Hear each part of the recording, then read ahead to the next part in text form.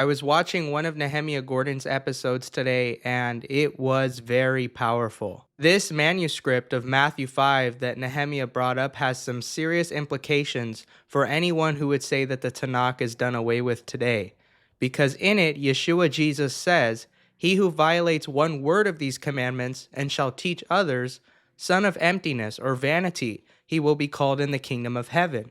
And he who keeps and teaches, great he will be called in the kingdom of heaven." Now, a Christian or a Catholic or an Orthodox Christian in the kingdom of heaven may experience the same shame that Bar Kokhba experienced when those in the Jewish community started calling him the son of a liar after finding out that he was not the true Messiah. This majority reading makes most sense because A, the minority reading has a contradiction when it suggests that Yeshua would be saying the person who teaches against the commandments will be both utterly destroyed and called least in the kingdom of heaven. It has to be one or the other. Either they're in the kingdom in a very low status or they're destroyed. And B, Jeremiah corroborates this interpretation. The moment Nehemiah brought this up, Jeremiah chapter 16, verse 19 came to my mind, where it talks about the nations coming to Yahweh, and this includes those in Protestant Christianity, Catholicism, but it's all encompassing. This can be anyone from pagan traditions. To tell him, quote, "Our fathers have inherited nothing but vanity," or lies, worthless things in which there is no profit. So if they're complaining their fathers have inherited vanity, what does that make them? The sons of vanity, the sons of emptiness, because they grew up, they were raised in that emptiness. Now, acherim, which means others, does sound very similar to a Hebrew word which would mean to destroy.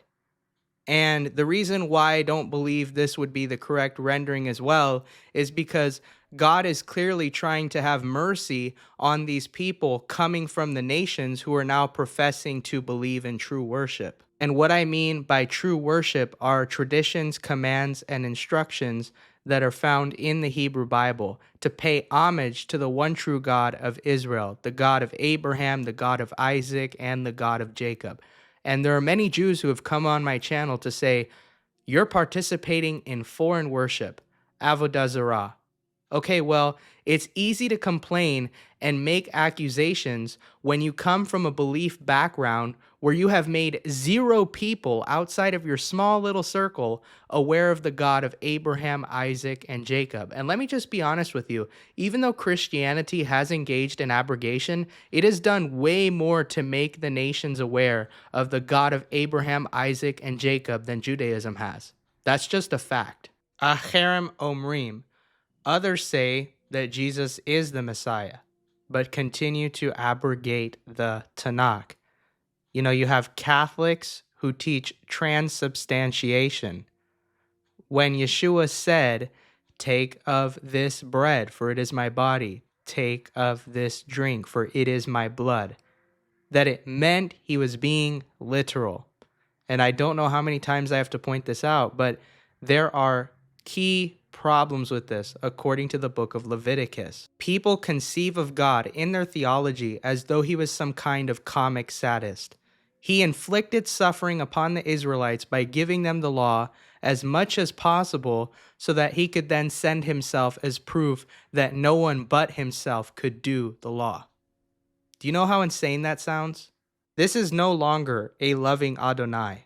It is a God of your making, an idol, if you will. Now, even if you were to take a culturally relativist view of this passage, you would still be calling God a liar because he's telling the Israelites that the commandments that he gives them from all of the first 5 books should be easy and straightforward for them to do.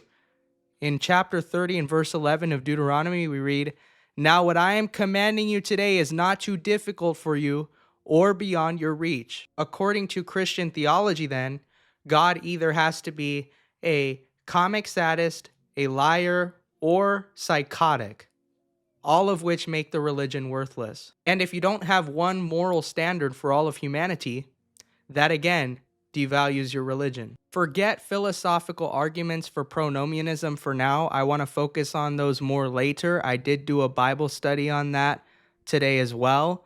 But let's look at the historical arguments. So in Galatians, right, people think that Paul was abrogating.